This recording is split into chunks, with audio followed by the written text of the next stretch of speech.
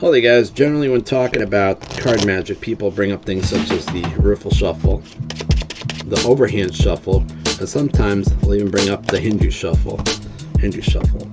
On occasions we'll talk about the key card. That's the Jack of Diamonds.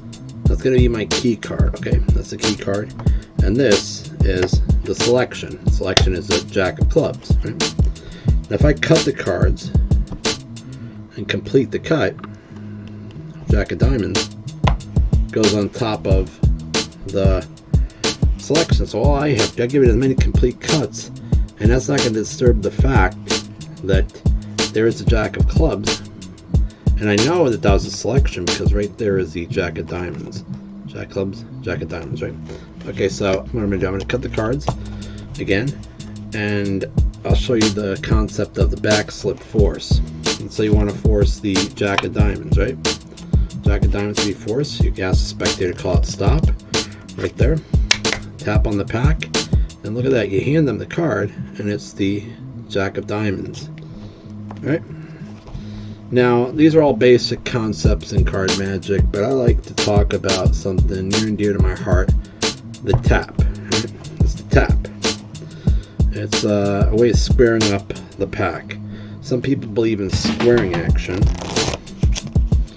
This is squaring action. Squaring action. This is the tap. That's the tap right there. It's called the tap for a reason, because you're tapping the cards, right? You could tap them on the sides as well. Right? This is the tap. You could tap the cards on the sides as well, like so. Just to square up the pack, right? And this is what's going to happen is I'm just going to deal out the cards. I tap the cards. Deal out some cards here. I noticed something very peculiar here. I'm going through half the pack and I haven't seen one of the aces. Not one of the aces has shown up. Not one of the aces.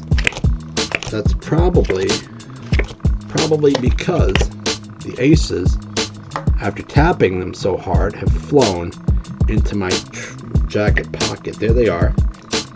1, 2, 3, 4 aces. Thank you for watching. Enjoy. Stay safe. Okay guys, so that concludes my foray on the tap versus the square. I hope you enjoyed it. Also, if you want to nitpick and you go through the literature and you find a book called Expert Card Technique by Gene Hugard and Frederick Barry, you're going to find a move called the tap.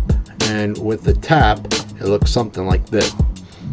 As with most moves in card magic, the tap can be done in the air or on the table.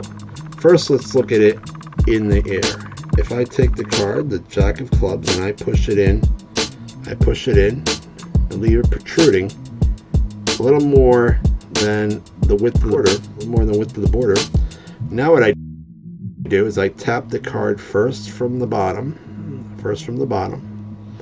and I continue to push it in like so and square it up.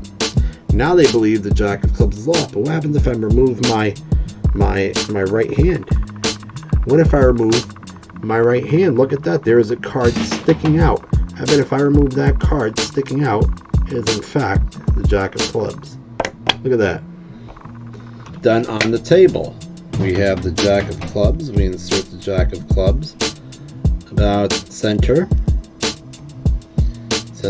Once again, squaring it so it's a little more than double the border. Right? And what I'm going to do is I'm going to push it in.